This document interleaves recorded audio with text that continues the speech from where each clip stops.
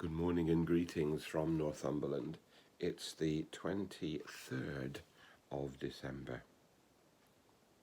And in our preparations for this Christmas, like no other, it seems like the readings for our services and the news that we read or watch on TV have a strange juxtaposition. I almost dread to open up the headlines to see what's happening. There's been improvement this morning, and some of those poor stranded lorry drivers are being able to continue their journeys, but there's still confusion over testing, over the new virus strain, over what can happen in the new year, and it's all quite bleak. And then we have the prophet Malachi today speaking to us, saying, I'm sending my messenger. And this reading and the reading at the prayers about the birth of John the Baptist are about hope. And then I thought, well, that's really what it was like when Jesus first came. The people of Israel were a people who were captive. They were a nation under a foreign power, as they had been so many times. There was little hope for them. And yet there came, born in Bethlehem, a person who was to change the world. The Son of God coming to live among us and to transform the whole of human history and to release so much potential. And I think that's important. Every point at which we stand, we as a society, we as individuals, face a choice. Do we embrace the light, or do we allow things to sink into darkness?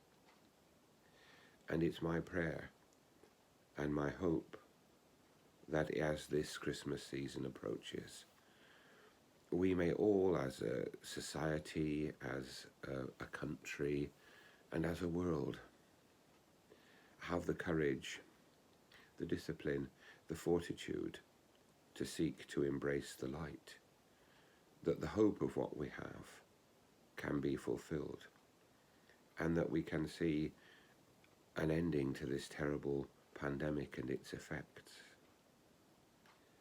But that hope can only be realized if our government, if our communities, if our neighbors do all that we can to help and to make things work. So let's listen to Malachi talking about the messenger who helps people to understand the coming Christ. See, I am sending my messenger to prepare the way before me. The Lord whom you seek will suddenly come to his temple. The messenger of the covenant in whom you delight. Indeed, he is coming, says the Lord of hosts. But who can endure the day of his coming? And who can stand when he appears? For he is like a refiner's fire, like fuller's soap. He will sit as a refiner and purifier of silver, and he will purify the descendants of Levi, and refine them like gold and silver, until they present offerings to the Lord in righteousness. Then the offering of Judah and Jerusalem will be pleasing to the Lord, as in the days of old, as in the former years. Lo, I will send you the prophet Elijah before the great and terrible day that the Lord comes.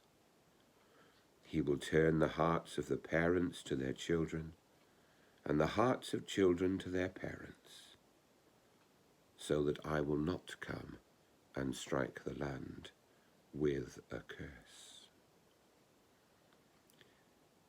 We are called to turn our hearts to the way of love, to turn our hearts to the way of peace, to turn our hearts to the way of hope, and thus to embrace a future that God holds out for us all.